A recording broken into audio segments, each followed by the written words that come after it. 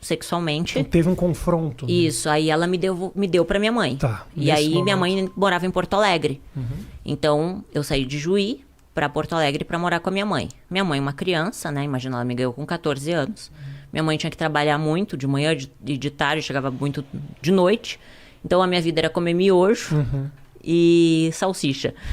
E aí ir pro colégio sozinha e voltar sozinha. Então ali eu me tornei muito rebelde, porque a minha mãe queria que eu fizesse comida, limpasse a casa, obrigações de um adulto. Sim. E ela não sabia conversar comigo, então ela me agredia muito. Assim, de agressões assim, de me violentar mesmo, sabe? Com palavras também, palavras que me machucavam. Então eu nutria muito ódio dentro de mim. Com 13 anos eu comecei a fumar maconha. Com 14 anos eu fugi de casa, vendi todas as minhas fitas de videogame pra poder fugir de casa. E peguei todos os ursos e fugi com os ursos. Aí fui pra uma vila lá em Porto Alegre. E a minha mãe me achou com a polícia. Daí quando a minha mãe me achou, ela me disse, agora tu vai morar com teu pai. E eu não conhecia direito meu pai. Mas foi bom, foi um período muito bom. Meu pai é uma pessoa incrível. Aí eu consegui conhecer ele de verdade, né? E acabei tendo minha primeira relação sexual com meu meio-irmão. Porque pra mim eu não conhecia ele. Ele era filho do meu pai, um menino bonito da minha idade.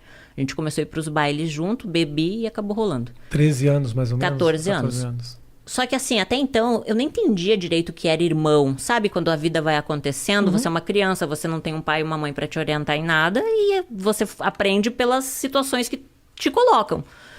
E nem valores, princípios, não existia um direcionamento. Nunca, tipo, alguém disse assim, olha, vai estudar, vai fazer uma faculdade, sabe? Não existiam esses valores. E aí, com 14 para 15 aconteceu isso. Aí, na festa de 15 anos, a minha mãe foi lá e disse, filha, eu te amo, volta pra casa. E eu amava a minha mãe, por mais que ela me batesse, ela era minha mãe, né? Claro, óbvio. E aí, quando eu fui morar com a minha mãe de volta, eu tava no colégio. Um lencinho pra mim aí, ô Matheus. Aí eu tava no colégio e conheci o pai do meu filho. E aí na família dele eu vi a família que eu não tinha. Aquela estrutura familiar de churrasco final de semana, sabe? Os filhos debaixo da asa da mamãe. Minha sogra muito carinhosa comigo. Então eu me apaixonei pela família dele. E eu era uma criança, eu tinha 15 anos. Aí o meu ex-marido, na época, tinha 16, uma criança também. Sim. Mas a gente, nessa idade, a gente já acha que a gente é adulto. Aí a gente queria ter um filho. Então, imagino também que a sua vontade de amadurecer era pra escapar de muita coisa que da infância não tinha sido das melhores. E a minha mãe me batia até no rosto. Imagina eu aos 15 anos apanhando no rosto, sabe? Era uma forma de fuga. O casamento foi uma fuga. E aí eu me casei achando assim, bom, agora eu vou ter minha casa, vou ter minha família, né? Vou ter o meu filho, vai ser pra sempre. Só que quando eu me casei, eu era uma criança. Então eu morava com a minha sogra e foi maravilhoso.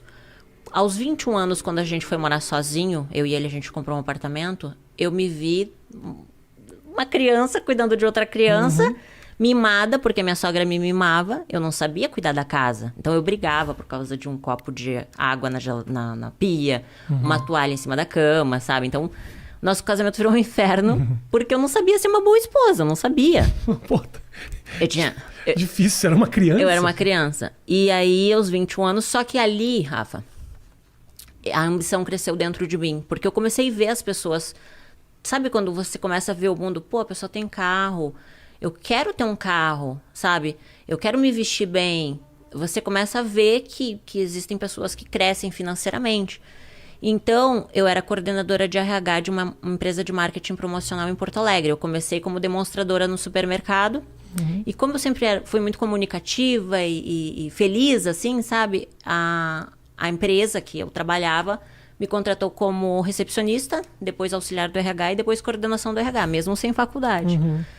E aí eu dava o meu melhor, sabe? A primeira a entrar, a última a sair, sempre fiz direitinho o meu trabalho e sempre cresci assim. Aí com 21 anos, meu casamento acabou e aí eu me vi cheia de conta para pagar. Na época, eu contratava meninas para fazer evento.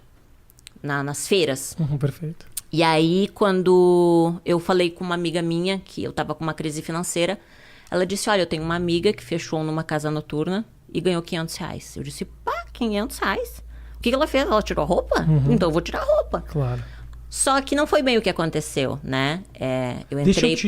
Eu não queria te interromper, essa história, ela tá muito bem contada, essa história, mas eu tenho um momento que a gente estava conversando, antes da gente trabalho na noite, que foi esse momento, teve um momento aqui que a gente estava conversando que você se emocionou, que foi quando você falou do começo dessa relação lá atrás. Por que especificamente esse ponto é um ponto muito sensível para você?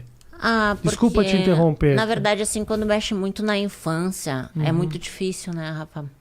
Porque eu acho que tantos problemas no nosso futuro são evitados quando você tem uma base, entende? Só que não adianta ficar buscando culpados, porque eu digo assim, ó, ninguém nasce mal, as pessoas se tornam más, né? Um bebezinho não nasce um bandido, ele se torna um. Pelo meio que ele vive, pelas escolhas, né, que ele faz. Com 21 anos, eu escolhi me prostituir. Aos 15, não eram as minhas escolhas, entende? Eu vivi o que o meio tinha para me oferecer.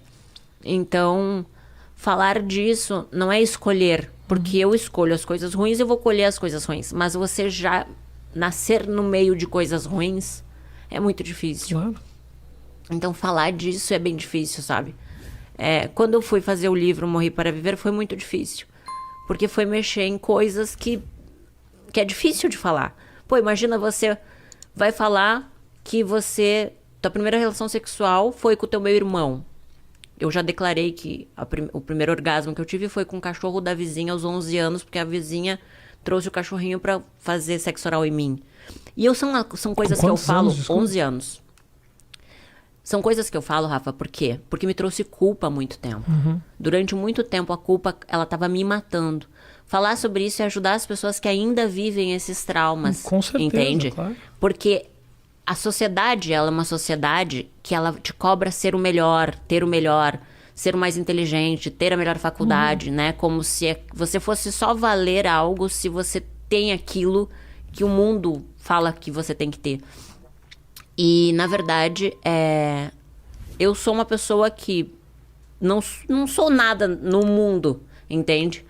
Mas eu entendi que, às vezes, quando a gente fala sobre determinados assuntos, você ajuda a curar feridas.